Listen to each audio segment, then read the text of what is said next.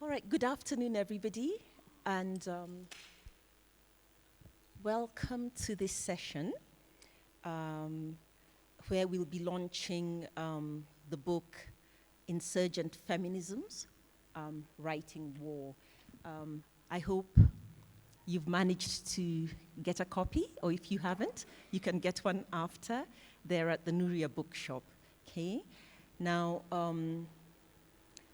just before we begin, I need to introduce myself. My name is Garnette, Oluoch-Olunya, and I need to say I'm from Kenya because there's a lot I know that's been going on around where people are from and identities.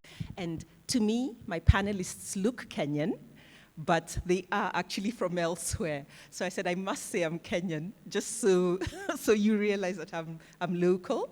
And so, Bhakti, maybe you'd like to introduce yourself? Yeah. My name is Bhakti. Is it on? Yes. My name is Bhakti Shringarpure, and I'm so grateful to be here and to have this labor of love, this volume, get published and have it out and around in the Macondo Lit Festival, which is such a brilliant, beautiful gathering. I am a writer, editor. I also wear some academic hats, and I ran the magazine Warscapes for many years, and this collection is the compilation of writing by women that was collected. And even though Hassan does not look like a woman, we have included some brilliant interviews he conducted with women journalists in the book.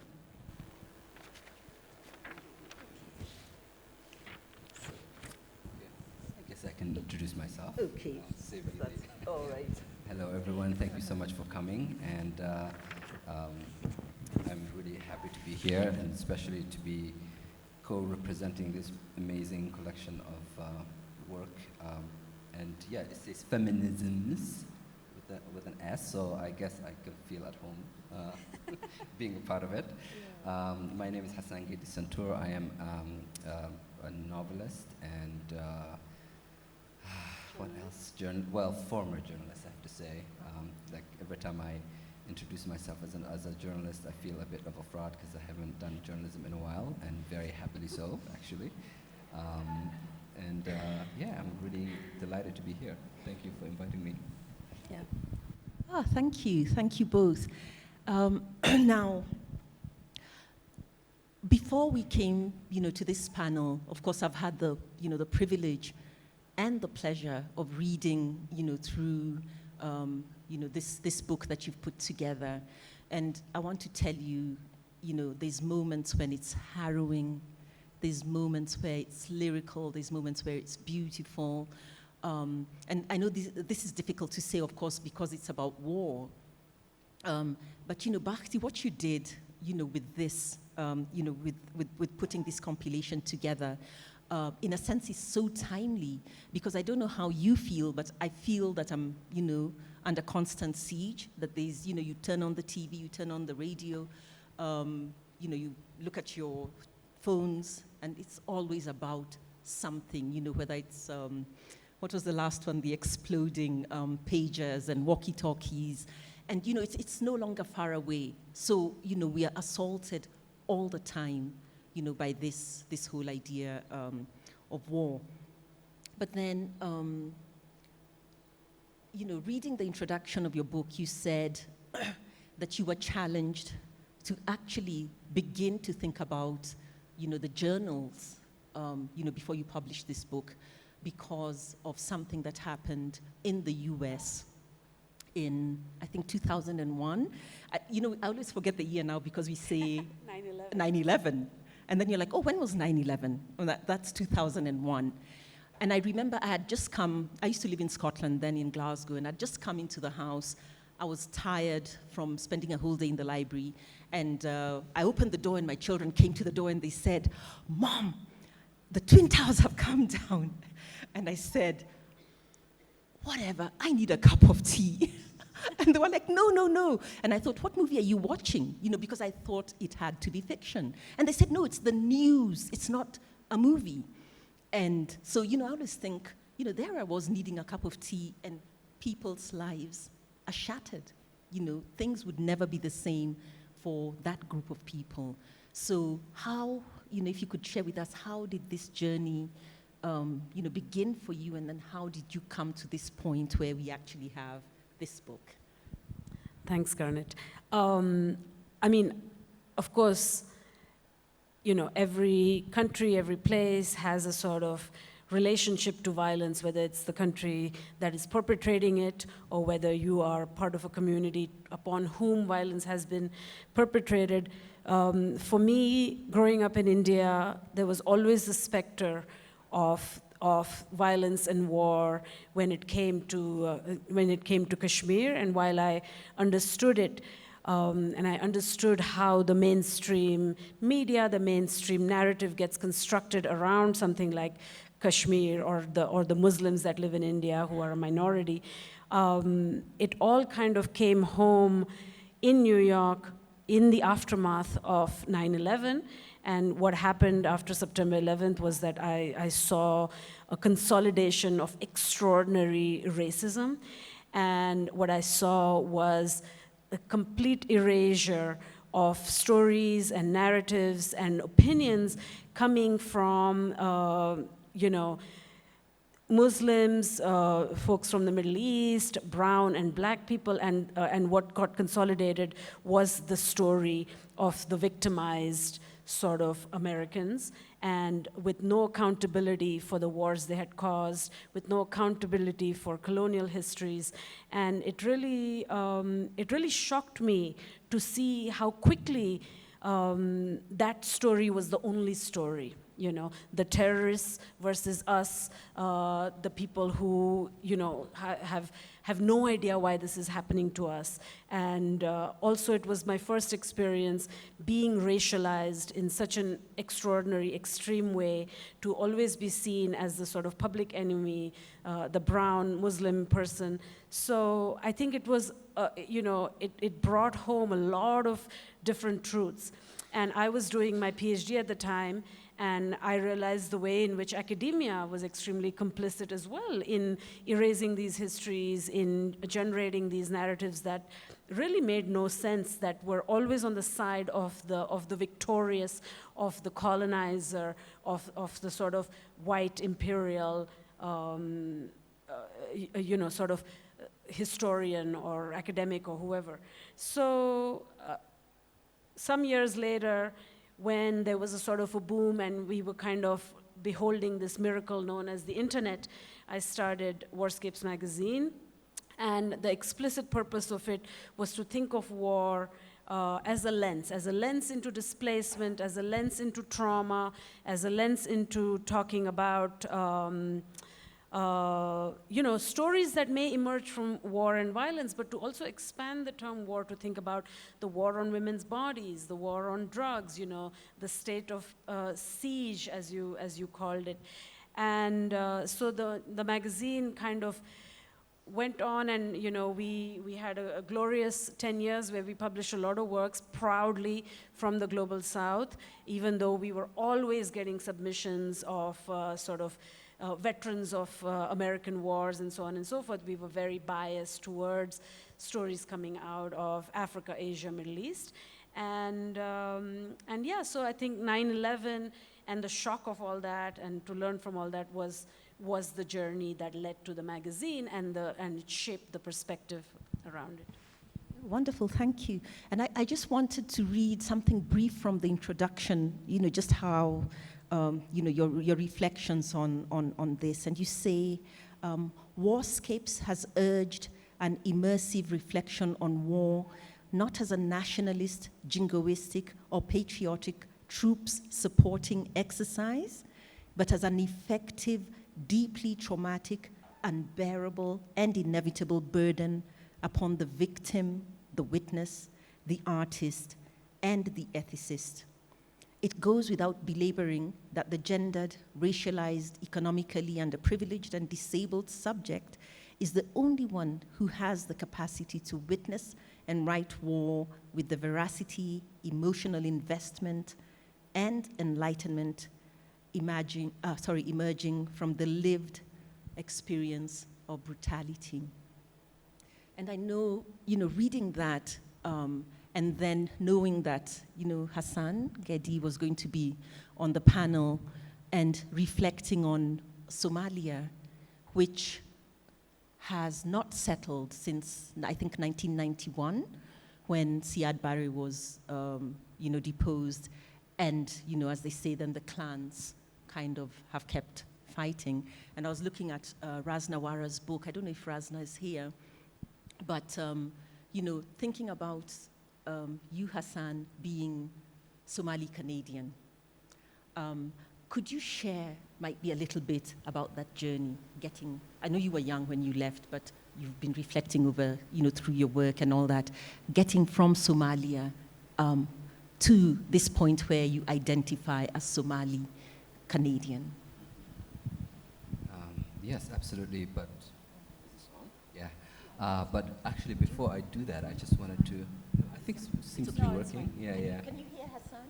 Yeah, good. I can always speak a bit louder. Yeah. I can totally do that, but before I do that, I just wanted to just take a moment to acknowledge the incredible work that Bhakti had done on Warscapes, and with a shoe-string budget, and managed to get such an incredible array of journalists and thinkers and writers all in one publication. And I actually, one of my first things that I've ever published was Warscape. So, it's something that I really miss being able to read, because it did something that I think is in the introduction, but that always seemed to be the sort of the guiding principle.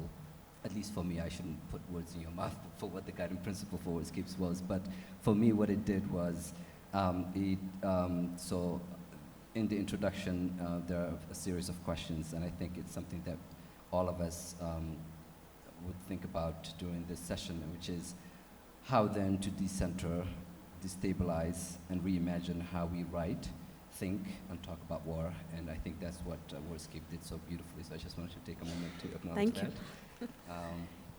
And now on to your question.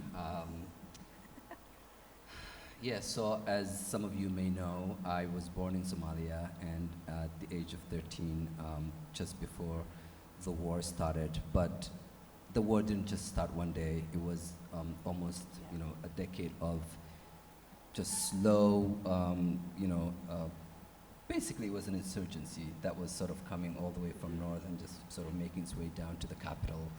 And at some point, I think my mom had the wisdom to really see where the writing on the wall, and sort of we left Somalia before things got really bad, and then found myself in Canada as a teenager, which is a hard time for anybody to begin with, but then to find yourself not speaking a word of the language and not knowing the culture. It was actually my partner several years ago pointed out to me, and she said, that must have been a very traumatic experience. But for some reason, maybe I'm just not very smart, I never thought of it as a traumatic experience. I just thought of it as that's what one does. You emigrate and you deal with it. But in hindsight, you were busy staying warm in freezing Canada. yeah, it was a pretty traumatic experience. And then as we we're just starting to settle on buying spoons and rugs and stuff, the war started. And then that sort of precipitated many, many decades of just getting horrible news after another of relatives dying, people city that you loved and knew well being destroyed, and watching it on the TV, which does something really interesting to your psychology. On the one hand, you can see it, you can feel the pain of it, but you feel removed from it. And it's something that I think about actually quite a lot these days, being sort of obsessively consuming what's happening in Palestine and the images coming out of it, and sort of having a kind of, I don't want to sort of put myself in their position because it's so 10 times more horrific than anything I can imagine, but having an idea of what it must feel like to see the place that you were born, the place that you know so well, being sort of destroyed to such a degree that I can't even imagine. So it's a lot of those thoughts and feelings and pain sort of percolating and not knowing oftentimes what to do with it until one comes to a place like this and you find yourself talking about these things. That's very true. And so I think what we're going to do now is we'll have both Bhakti and Hassan read something from the book so that we can just hear, some of these words, in your own voices. Yeah, please, if you could just share. So yeah, I wanted to read a small passage from like one of my favorite pieces in this book, full of some beautiful writing, and it is a piece called A Question of Survival by Fatima Kader, and she writes about Sri Lanka. And I chose this passage because it's very reminiscent of an experience that I had as a journalist going back to Somalia in 2012 after having been away for 20-something years. And during the day I would be running around, interviewing people and hearing horrific stories. And then I would come back to my hotel, and whilst having dinner and tea outside, Somalis who've never left would tell me about what they've been experiencing all these years. So in some ways it reminded me of that, and it's a sense of displacement one feels having gone back home and hearing these stories. I have to take my glasses off. That's what happens after you hit 40. It is April when I arrive. By then the government is 6 months into a military offensive on the Tigers. There are already thousands dead, their bodies scattered over the island's north and east. Allegations of human rights abuses run rampant, while the government stridently prohibits all independent scrutiny, domestic or international, of the war's bloodiest zones. In Toronto, protests against the war had become a daily occurrence.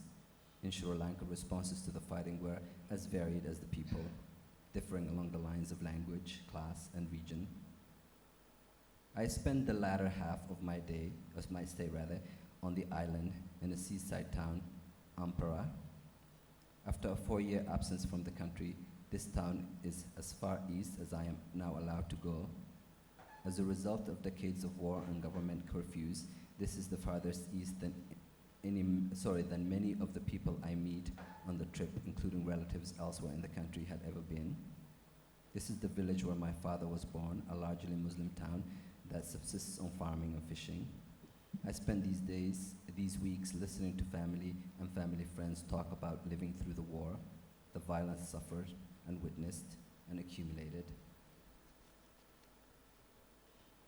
I leave with a heightened sense of time's sedimentation. It presses down on me, slow, my breath, this realization that histories of family and war layer themselves onto one another. The weight of each story compresses the next, becoming the bedrock that fans, invisibly, the present's obscure workings. The question of survival is implicitly woven into the deaths recounted around the kitchen fires, under the starlit lights, by ocean graveyards alongside the gutted remains of torched commuter buses. Its answer is the most explicitly manifested in the refusal of these townspeople to leave, even as the war's detritus litters there every day. Such a beautiful passage. Thank you, Hassan. And so now Bhakti will read, I'll read from the poem. from something more current, Yeah. I think. Yeah, and I think she's doing it in solidarity, as you can see from her scarf. So This is from one of the Gaza. contributors in the and she wrote for Warscapes, and she has a poem in the book as well, is Jahan Beseso, who's a poet whose family is from Gaza, who were expelled in 1948, and she grew up in Jordan. And she's a brilliant poet. And because the book I was starting to compile the book while COVID was actively raging, the pandemic was raging, there were all these poems that were to do with the pandemic, because the pandemic felt like felt like a state of war, you know. You were kind of beholden to the governments, you were afraid of death, you know, afraid of pain, all those kinds of things. So she has a poem in there, but that's a COVID one, and it doesn't feel necessarily, you know, current to me now, but I promised her that when I do these events on the book, I will read her current poem, which was written while the genocide is ongoing in Gaza, when the catastrophic devastation is ongoing. And this poem is called Prayer, and it's by Jahan Bisesso. And it's very short. Prayer. God of tulips, God of lost children, God of prisoners and patients, God of Zatar, God of Dar and homeland, God of viruses and vaccines, God of the first hour before they all wake up, God of the last hour before we sleep. When the sky is on fire, hold us.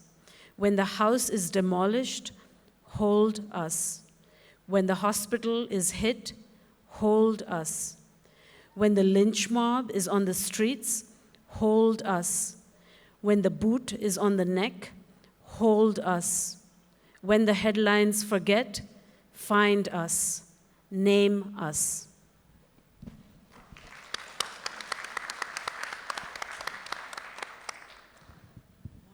That's a powerful note you've ended on. Name us.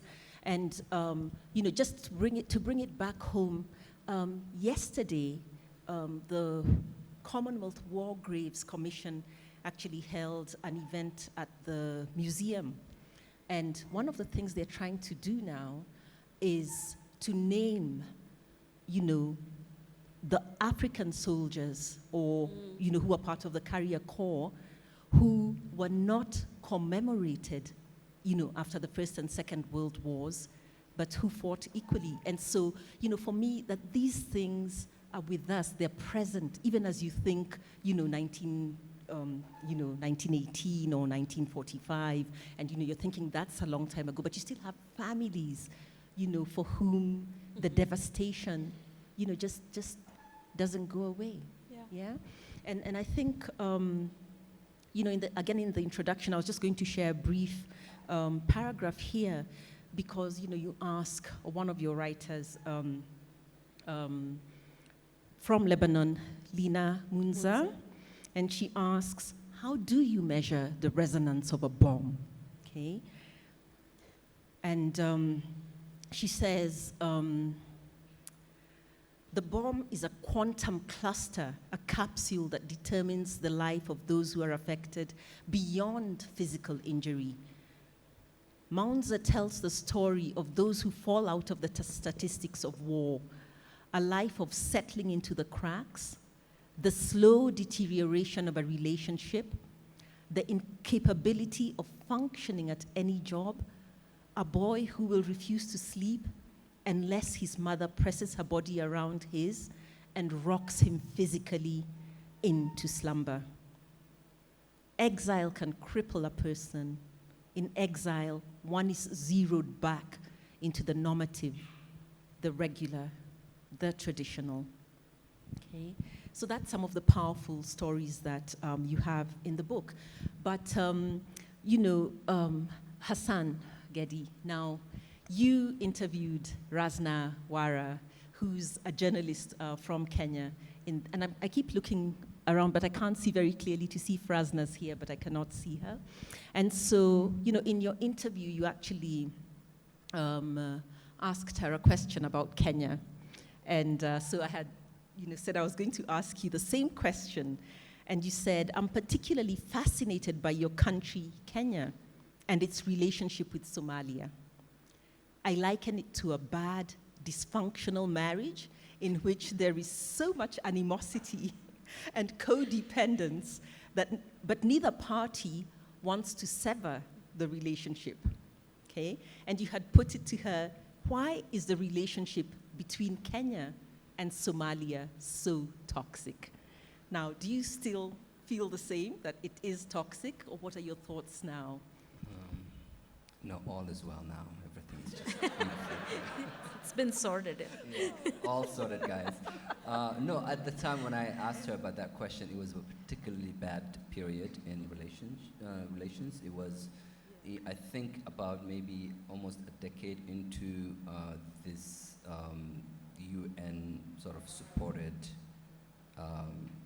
countries, a bunch of African countries at the time called Amazon, who were in Somalia, going to some of the, Al-Shabaab held areas in Somalia, fighting, and then of course we've seen the blowbacks of that with the attacks that have happened in Nairobi, the horrible, tragic, and destructive attacks that happened in which innocent Kenyans were killed. And so at the time it was a particularly bad period. There was a lot of mistrust. There was a lot of, at times, what I would describe as hate, because Somalis were fearing, were seeing some of the actions of the Amazon troops, but also Kenyans were experiencing some of the, the attacks of the indiscriminate attacks that were taking place in their country. So I think at the time it was a particularly bad time. I think there's been a lot of improvements since then. But I also do think that some of that toxicity was actually created. It wasn't sort of a natural animosity between the two countries or the people. I think, when the Americans came into East Africa to get rid of terrorism, there were a lot of very unsavory things that were done, turning one country against the other. And that, of course, predates the Americans. I mean, the Brits did similar things, sort of putting lines on the land and saying this belongs to these people. So I think a lot of it is also created by the outside world. I don't think it's particularly something that comes organically between the two countries. Yeah. And I think you're right in many respects, because of course, Somali's position, geopolitically, makes it very, very unlucky and unfortunate, I think. I was thinking of the Congo, for instance, where, because of their minerals, they've never known peace. And Somalia, 1991 until now, and, I think I was asking somebody in a discussion and they were saying, oh yeah, Somalia, nobody else will be allowed, to launch from there, America has to contain it. And so, this is what you're looking at. But I know we did a small project with young people from Somalia about 2 years ago. This is the Go Down Art Center. And so it was an art project.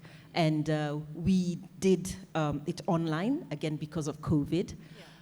But one of the things that I remember was one day we had a session, and 2 of our young people, and this was organized by Somasa, were on their way to, State House, which was the only safe place for our meeting.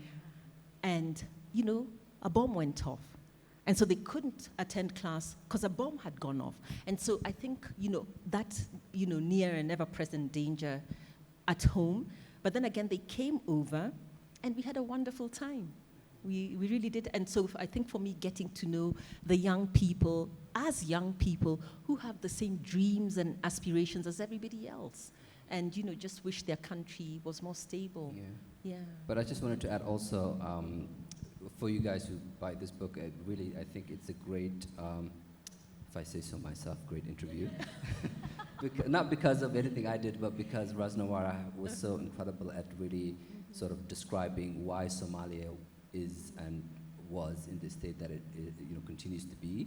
And I think since then things have only gotten worse, because the book that at the time I was interviewing her about was about this outside interference in Somalia from foreign governments and NGOs and all sorts of just outside people with their own agendas, by the way, that had nothing to do with Somalia and its interests. Absolutely. And since then, things have only taken a turn for the worse. Now we've got the Turks and the Emiratis and the Qataris and, of course, the Americans, and everybody sort of wanting a piece of control of Somalia. And so, and then you've got, reported stories of,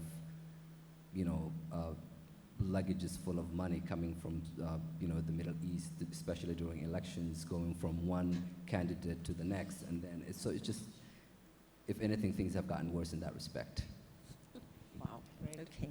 Yeah. And just remembering that Mogadishu was known as the white pearl of Africa. So it was beautiful before all this started.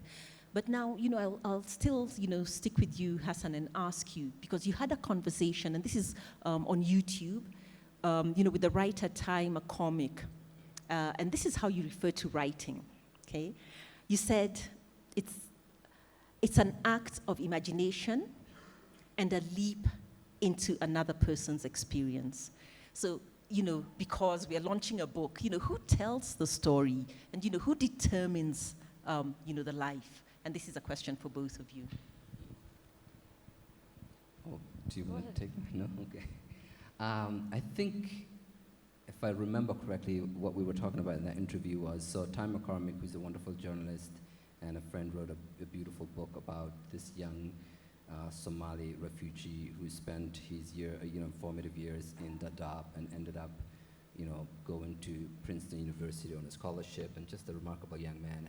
But whilst sort of recounting the story of this young man, he also sort of goes into the Somali War and history, and I asked him one of the reasons, like, why are you the right person to be telling this story, and I think that's something that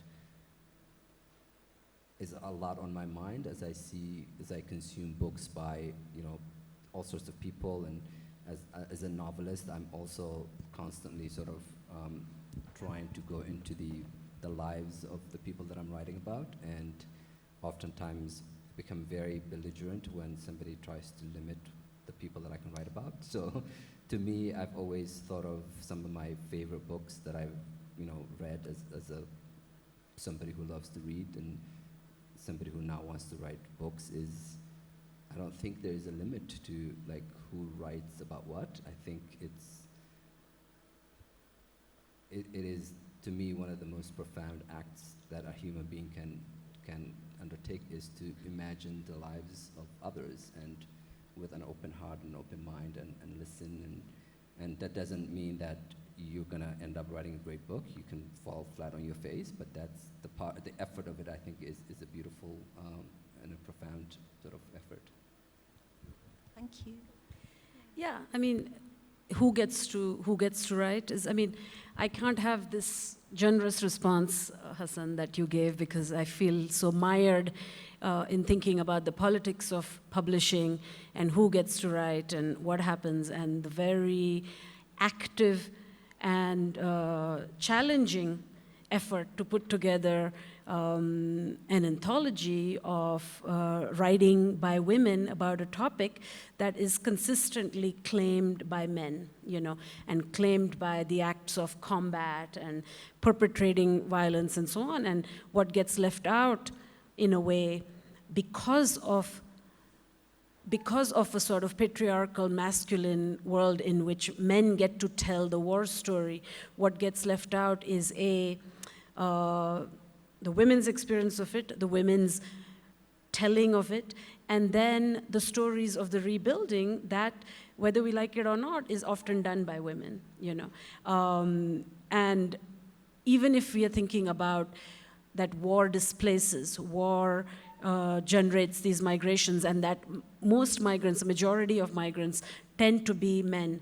It is the women that are left behind, or it is the women that are left to, keep those stories, do what? Clean up the mess. Clean up the mess, but also to survive and to be the repository also of a heritage of another time. So, unfortunately, who gets to write is an extremely loaded question, Oh, I couldn't agree with you more. I should have sort of included the idea about, like, it's not just about who gets to write, but who gets to publish. And once you move into the publishing thing, it's a completely different ballgame. But when we talk about the writing, though, like, you can write a beautiful poem or essay and just put it in a cupboard somewhere and have an incredible experience, but then once you try to get that published so that other people can read it, then it becomes, we just came out of a session all about that, and yeah. It's a completely different story. Yeah. Oh, wonderful. And so I think I'll ask one last question, just because this is a wonderful opportunity. I've got the two of you up here, and you know, Hassan comes from a homogeneous nation, okay?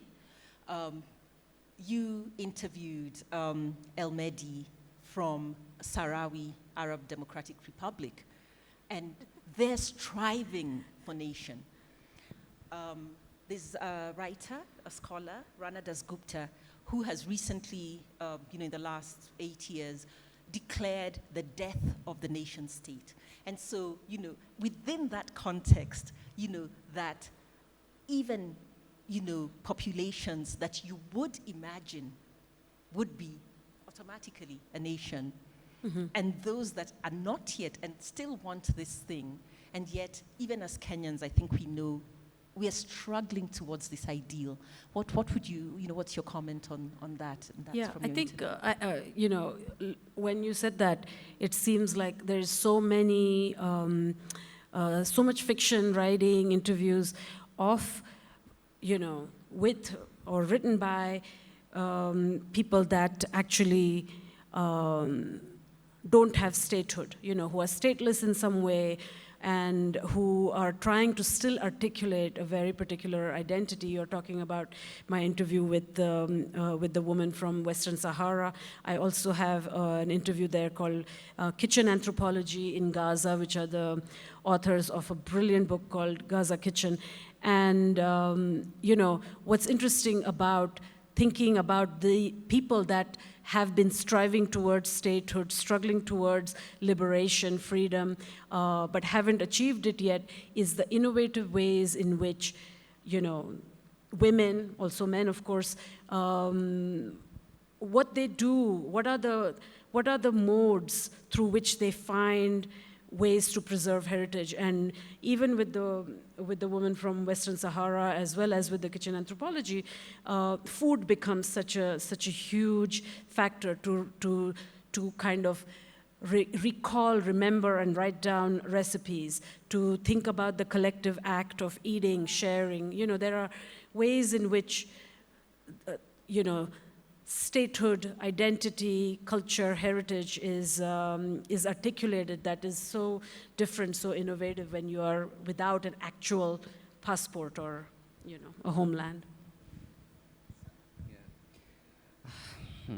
I always feel funny whenever this subject comes up.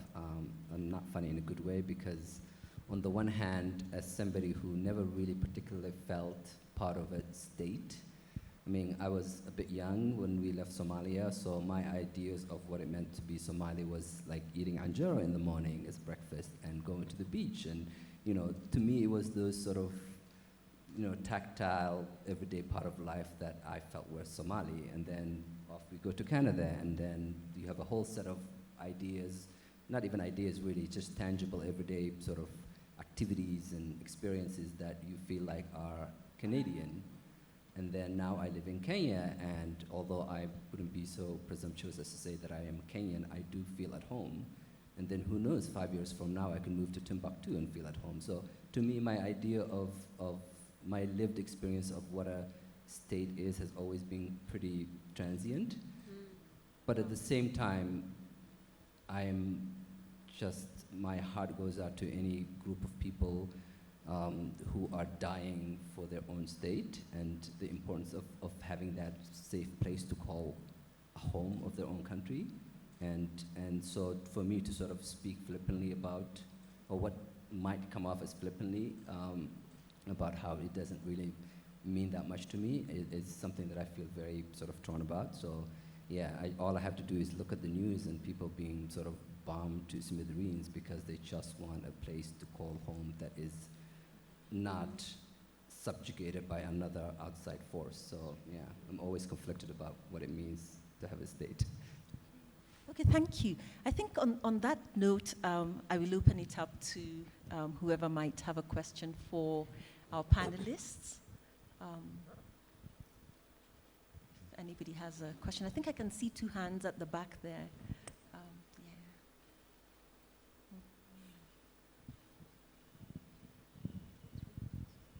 There's 3 hands.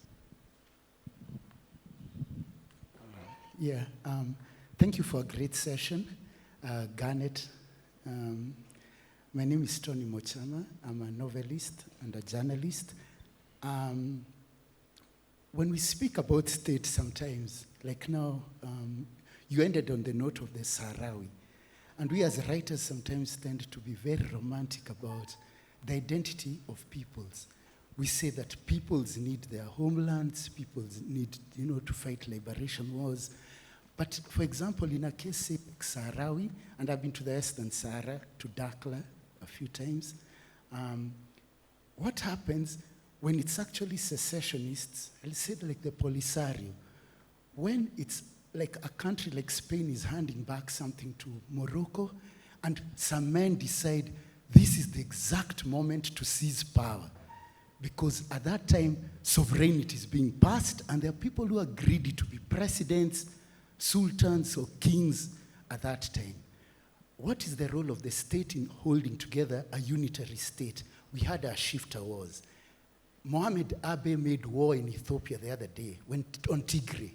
He said Tigray is not going to break away, or Oromos.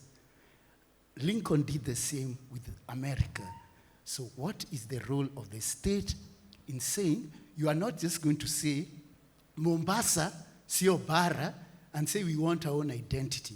Because there is a time when states say, Catalonia, you can't just walk out. Otherwise everybody would just, pack up and we'd have, 1 million more presidents and so on. So what is the role of state violence? Because the state also does have a legal monopoly of terror when it comes to unitarism, as opposed to just saying, this is my identity, I'm a Kisi. I can't say I want all Kisis, I want to be king of Kisis. Thank you. Thank you.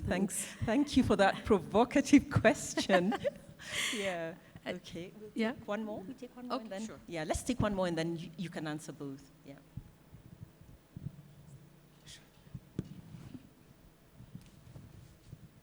Hi, my name is Nadia, and my question is about imagining peace.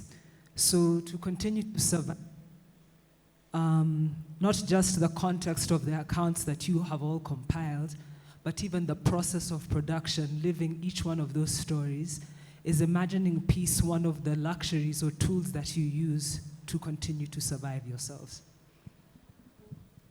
Okay. Thank you. I think we'll answer those two first. Yeah, sure. About the first question, I think we're looking at very irreconcilable forces here. I mean, certainly nobody wants to promote the model of the nation state as we see it now, which is, necropolitical, which is anti-poor, anti-women, any kind of identity that doesn't fit the dominant narrative. So I understand the extraordinary and imperial nature of the concept of a nation state, but those that, the sad part is that we live on a planet that is exclusively functioning within this model, whether we're thinking about currency, monetary currency, whether we're thinking about dehumanizing documents like the passport or the visa, anything that allows for mobility, whether we're thinking about,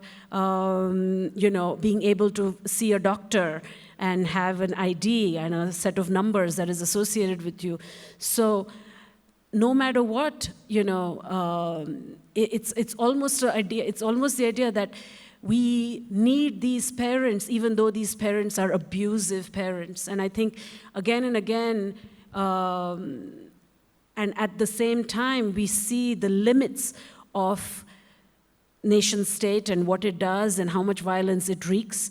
But at the same time, we are also seeing what happens when you don't have one, whether it's and I know cessation is not the answer, and this is like the world we've ended up with.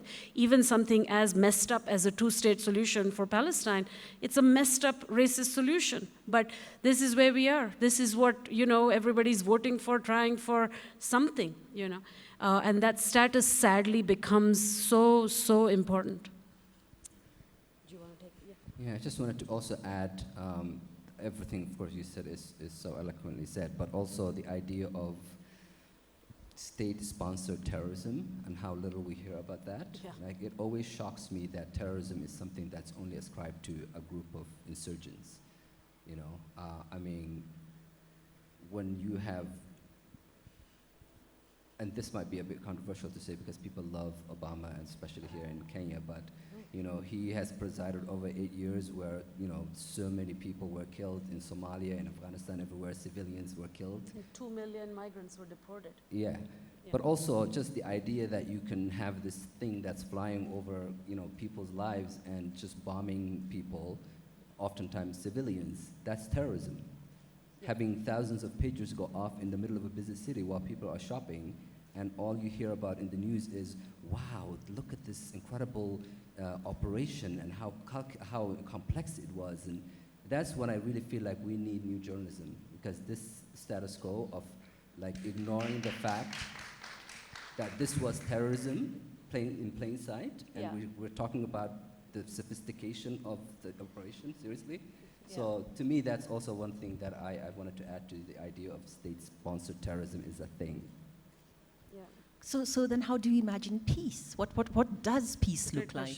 Yeah, that's a great question, Nadia. Thank you. I think as someone who has been editing and distilling these stories for so many years, one sort of ironic fact is that those stories cannot be written until that person is in a place of peace. You know, only in a place of peace can you remember that place of violence or that place of trauma.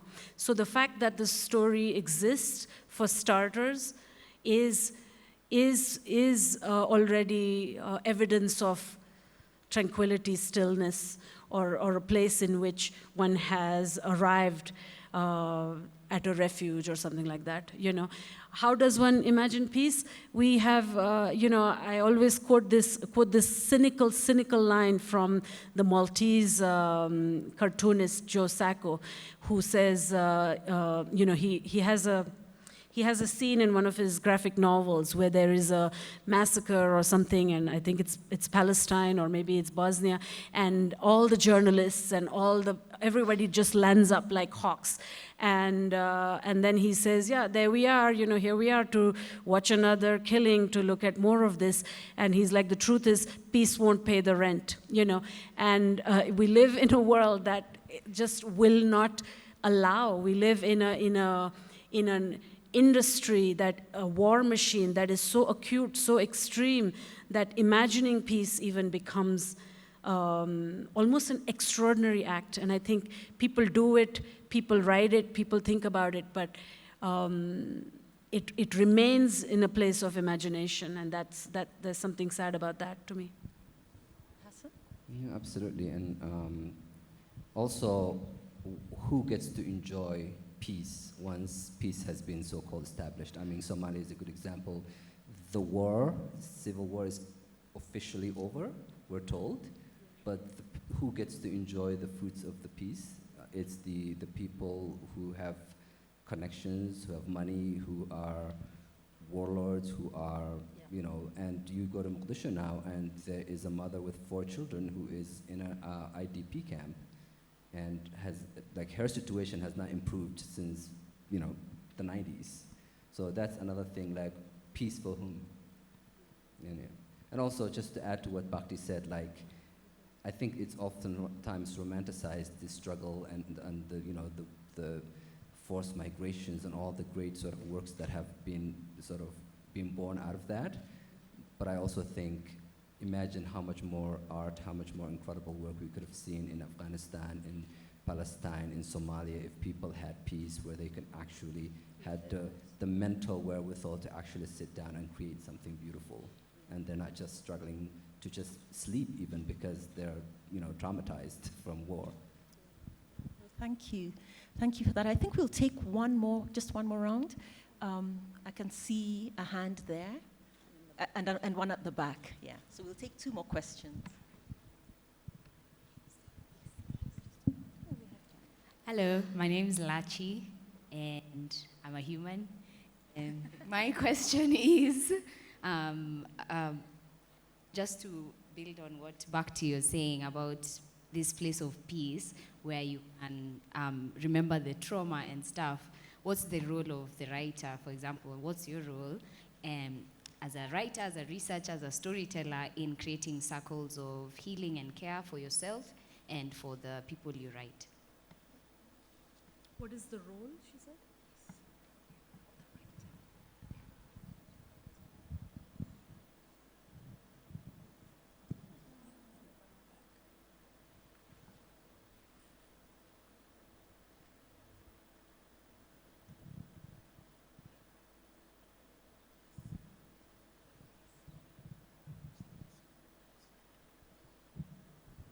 Hello, thank you very much. My name is David, and Kenyan, an artist.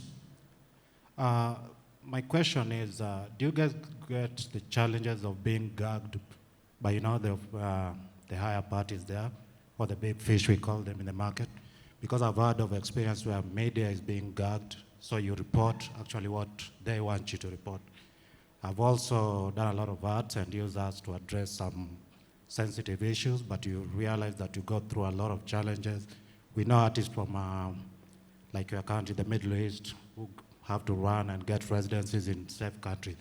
So the very question is, do you as writers, do you get this challenge of being gagged? You cannot write, or do you get someone trying to buy you so as to write what actually praises their name instead of writing the right thing? Thank you. I'm sorry, I did not really get a lot of that. Can you? Hi, could you just repeat the question? And yeah, if you just speak a little bit away from your mic so that it's clearer. Thank you so much. I hope you can hear me now. Yeah, my name is David. So my question is, do you guys go through these challenges of being gagged? Like you are not able to report or write about what comes from you, what exactly you want to report. At times, do you face cases David, whereby you are bought to actually write what impresses do you you? get the sense of being done what? I didn't hear that. Gagged, like... Oh, gagged. Oh, Yeah. Gagged. Do you feel gagged? So that somebody's asking you to write something that you do not want to write. Yes. Thank you. I think we've got it. Yeah. So the gagging of the journalist. I don't feel that anymore because I'm not a journalist anymore, but when I was, yes, there were times where both working in the CBC radio in Canada, where I would pitch stories, so many stories, mostly to do with the Middle East, to be honest, and specifically about Palestinians, and so many times the stories that I pitched were not picked up for, to go on the air. And then later on, working as a freelance journalist, trying to pitch stories here in East Africa, and oftentimes was met with, oh, nobody's interested in that anymore. And so it wasn't that, they were controversial stories, it's just that some editor in New York or London or Toronto decided that's not really of interest now to people. So. Yeah, I think to jump off of that, I think there's two types of gagging that can occur, and from the position of an editor, I will say that there is actual pressures. I worked with a lot of writers from Kashmir, from Eritrea, and these were very sensitive, very difficult publications. A lot of times we had to think about anonymity or what details they were sharing, and there was a lot of challenges around those kind of censorships, or people who are actually scared for their life, because it's very easy to say, oh, I want to hear the stories from the ground, but the challenges on the ground are so horrible that it is difficult to report from a place where your life is in danger. And over the years, as we published the magazine, we've tried very hard to accommodate, to do, alias names, all those kinds of things. And I think there is a way to deal with that is strategic and practical, and one can offer safety, legal recourse if things go wrong and all that kind of stuff. And to me, that form of censorship is almost easier in a way to deal with from the editor's space. The other kind of gagging, which I would call self-censorship, is the harder is the harder one. And this is where I think the role of the writer question ties for me. Someone who is censoring themselves based on a kind of imagined, based on a sort of imagined sense of threat, or imagining that this is not an exciting story to tell. This will never get published, or all modes of self-censorship. I mean, you see it all around you. I mean, you were talking about the media with the pagers, terrorism in Lebanon and places like that. What is it about the journalists that they actually cannot? What is happening in Western media that do they really not see that 17,000 Palestinian children have been killed, and most of them targeted to the heart and the head and things like that? Of course they do, but they have gagged themselves, and because they have pressured themselves and decided that this is a narrative that they cannot risk, because they will lose their job, or they are maybe worried, is it right to humanize the Muslims? Are we sure they're not all terrorists? Are the Palestinians really, do they deserve a narrative? So, that's a sort of self-censorship, or this sort of narcissism that enrages me, and I think that is a constant thread in not just journalists, also fiction writers, also poets, things like that. And the role of the writer today, and coming out of this book and these perspectives, the role of the writer is to challenge the authority, is to challenge dominant narratives, to tell stories that don't fit this sort of typical thread that we are used to. And we have on an academic note, I would say, the Cold War really solidified a division between art and politics, or created this idea that political writing or political art is not art. That's not beautiful. That's boring. That's vulgar. That's, propaganda. But the biggest propaganda that we are contending with is the fact that art shouldn't be political, that art and beauty and literature and writing is not emerging at the level of craft or form if it's openly political. And this is sort of, I wish very much, the literary community or the cultural community contends with more. We are seeing a lot of cowardice from writers at this point. We are seeing some bravery, but mostly we are seeing cowardice. And it would be nice to rearrange and reformulate what's at stake. What is the role of the writer? Who is reading them? Who are we talking to? And what transformation and change do we want to make in this very broken kind of world?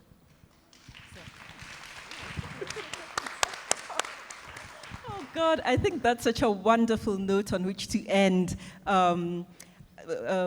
Bhakti. And, from your own introduction, you say we come away with the insight that war is never just the war itself. It's not the event or the epoch. War is the impossible and unending afterlife, the struggle to breathe after being bludgeoned, and the resituating of oneself and of one's place after displacement and fragmentation. Thank you so everyone. much. And I think on that note, we need to declare, do I declare it? Yes, declare. I have the privilege and the pleasure of declaring Insurgent Feminism's Writing War launched. Yeah. Thank you. Congratulations. Thank you. Congratulations, both. I just want to had call a out boop, to boop, boop, boop. Zara Molu and Olivia Snage, who are also in the audience, and they're also contributors. So there's more of us than we think. Oh, wonderful. Congratulations. It's an amazing book. Please grab a copy out there. It only costs 2,100 Kenya shillings. But it's an amazing compilation. And congratulations, Bhakti. Congratulations, Verushka Kantelli, the two editors. And please do grab your copy. And thank you so much for attending this launch.